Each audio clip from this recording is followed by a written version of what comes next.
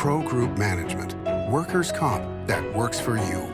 This is 7 at 7 from the Las Vegas Review-Journal. Good morning, everyone. You're watching 7 minutes of nonstop local news from the Las Vegas Review-Journal. I'm Renee Summerhour. Thank you for watching 7 at 7 a.m. for Monday, March 1st. Let's get started with our top stories this morning, sponsored by Carnegie Heights. Well, it may be March, but it's the first day of school for thousands of youngsters in Clark County as schools reopen for the first time in nearly a year. James Schaefer has this report. Starting on March 1st, all elementary schools in CCSD will welcome back pre-K through third grade students for a voluntary return to campus for face-to-face hybrid instruction. Superintendent Jesus Jara has said that March 15th is the expected date for all CCSD employees to report to their work sites. On March 22nd, the first wave of older students will return to their campus for 2 days a week. Then on April 6th, grades 7th, 8th, 10th, and 11th will return. April 6th will also be the day for the return of pre-K through 5th grade to 5 days a week for face-to-face instruction. Jara has cited new guidelines from Governor Sisolak's office as being one of the factors that have accelerated the reopening process. For the Las Vegas Review-Journal, I'm James Schaefer. In other news, Las Vegas police say one man is dead after he was punched on the Strip. According to officers, cameras captured one man punching another man shortly before 4:30 a.m. Sunday near Flamingo Road and Las Vegas Boulevard. The suspect was booked into Clark County Detention Center, where he faces a count of murder. A local family has been fighting for 2 years to get an autopsy done for a 7-year-old girl. Brianna Bradford's death at Summerlin Hospital Medical Center was ruled natural, and Clark County decided not to perform an autopsy. Art Kane has more. The hospital apparently did a private autopsy, but the family hasn't been able to get that. So they can push through the courts to try to get that autopsy. They have filed a malpractice lawsuit, so it might come out in there. The bodies of a man and woman were found in a Summerlin apartment Saturday afternoon. Las Vegas police say the man killed the woman and then shot himself days later. The man and the woman were both in their 50s and were found at the Falling Waters apartment complex on Town Center Drive.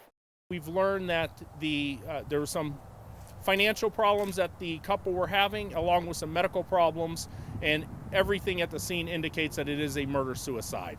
In your health news, sponsored by 4M Dental, love your smile again. COVID-19 vaccine doses are incredibly sensitive, but public health officials say that losses are fairly minimal in Nevada. Jen Ah has this story. Jen? Good morning, Renee. Yes, these vaccine doses have strict rules on how to be stored and when they can be administered because of that. Otherwise, we risk losing a vital tool in battling this pandemic. Records recently obtained by the Review-Journal show that losses can happen in a couple of different scenarios. Out of the well more than 800,000 COVID-19 vaccine doses that have been shipped to Nevada, only about 1,500 of those have gone to waste, according to reports obtained by the Review-Journal. State officials say they're proud of those numbers when these vaccines have to be stored at ultra-cold temperatures and have a window of only a few hours to be put into arms after they're thawed out. The CDC guidelines make it clear that vaccination schedules can be flexible in terms of who gets the shot in order to minimize any loss. Renee? Now let's take a look at our local weather, sponsored by Las Vegas Paiute Tribal Smoke and Cigar Shop. Happy Monday, everyone. Temperatures to begin your work week will be a bit chilly. You can expect sunny skies with a high of near 65 degrees. Clear skies for your evenings with temps in the low 40s. For the rest of the week, temperatures will remain in the mid 60s, but will slowly increase ahead of the weekend. Could see 70 degrees by Thursday. Nighttime lows in the mid 40s. In your business news, sponsored by Bank of Nevada, here are 2 words everyone here loves to hear: no charge. Virgin Hotel announced that when it opens March 25th, it will have no resort fees, free self-parking, and free Wi-Fi. The hotel will offer more than 1,500 rooms, along with a 60,000 square foot casino run by Mohegan Gaming and Entertainment. Sports, sponsored by Scenic Brewing Company. With this sports update, I'm Cassie Soto. The 6-week spring high school football season will officially begin March 5th. The 17 schools in Southern Nevada that will compete have been waiting anxiously for this moment. Nevada Preps coordinator Jason Orts has more. After talking with coaches, it's clear that they are very excited about getting the chance to play spring football, even though there have been some challenges. There aren't that many teams that are playing, only 17 across the valley. So it lends to having to play a couple of teams more than once at times. But I think just the biggest excitement for schools like Moapa Valley and Virgin Valley is that they are CCSD schools who actually get to play and they get to play each other. And it's a huge rivalry game called the Hammer Game. It's been said that they would play each other in a parking lot if they were allowed to. And they hope it doesn't come to that. But if it did, I'm sure that they would make it happen.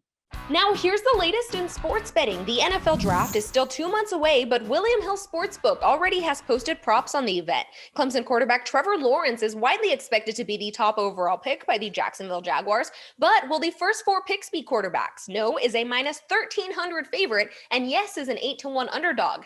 Bettors can also wager on the position where the last quarterback will be picked in the first round. Over 15.5 is minus 180, and under 15.5 is plus 160.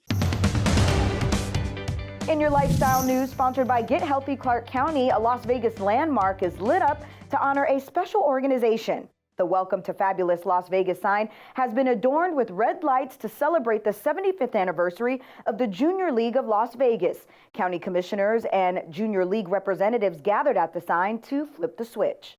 Our mission is to promote volunteering, so it's really giving back to our community.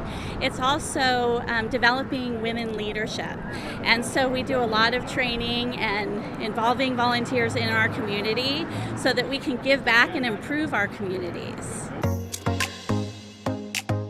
In your entertainment news, sponsored by Las Vegas Motor Speedway, you know him as the star of Bar Rescue, but Las Vegas's own Jon Taffer has taken out a new role, astronaut judge. Taffer is part of a panel helping to select the crew for Inspiration 4, the world's first all-civilian mission to space, which is set to take off later this year.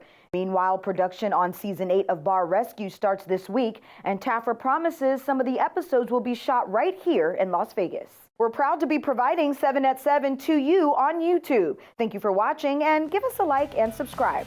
Well, that's all for today's 7 at 7 a.m. I'm Renee Summerhour. Remember, the Las Vegas Review-Journal brings you 7 at 7 weekdays at 7 a.m. and 7 p.m. on lvrj.com. You can also download our free RJ mobile app to get news alerts sent straight to your phone. You can also catch us on Roku, Alexa, and much more. We hope you'll join us again this evening for 7 at 7 p.m. Thanks for watching. Review Journal Studio, sponsored by Adam Kuttner. Get the maximum settlement as quickly as possible. This 7 at 7 update, sponsored by Pro Group Management. You're watching 7 at 7 from the Las Vegas Review Journal.